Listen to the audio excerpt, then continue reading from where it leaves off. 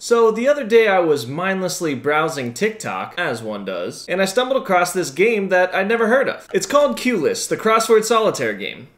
I liked what I saw, so I bought a copy, and we've been playing it almost non-stop ever since. So if you want to learn more about this awesome little game, then might I suggest...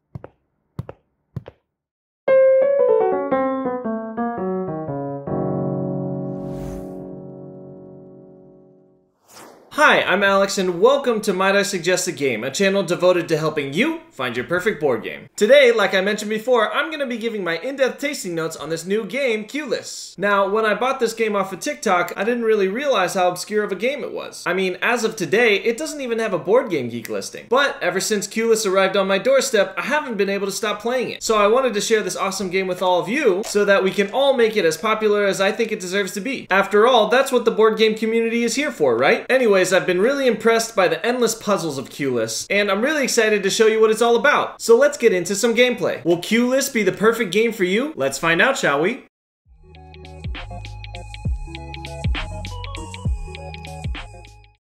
Q-List is a single-player game where your goal is to use the letters on the 12 dice included in the tin to make your own personal crossword puzzle. The 12-letter dice include all the letters in the alphabet except for Q, hence the name. The distribution of the letters makes for a tricky puzzle, but how about I just show you?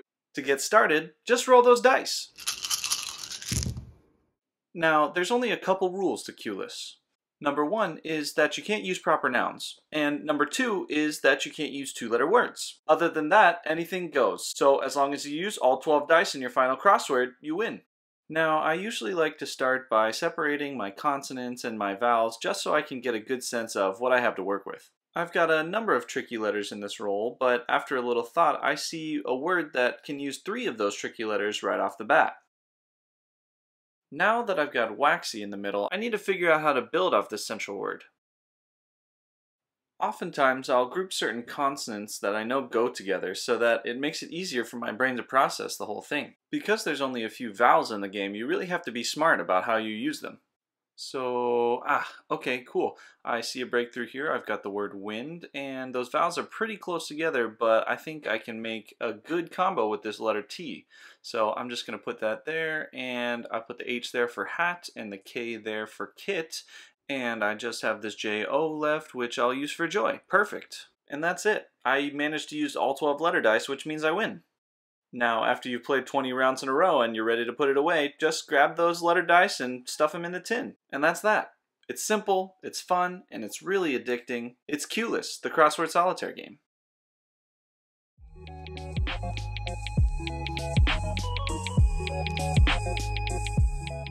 Here are my thoughts on Q-List. The gameplay of Q-List is super simple. It's a perfect mix between Boggle and a crossword, and it's just a word puzzle that I love solving every single time. Sometimes a round takes me 2 minutes, sometimes a round takes me 20 minutes. But after a bunch of plays, I still haven't had a round where there wasn't a solution. Now I know it's possible to have an impossible round, but it's the not knowing that makes the game really interesting. In addition to the gameplay, I also love how compact the game is. Because it comes in this little tin, you can take it pretty much anywhere with you. I mean, look, I can just put it in my pocket.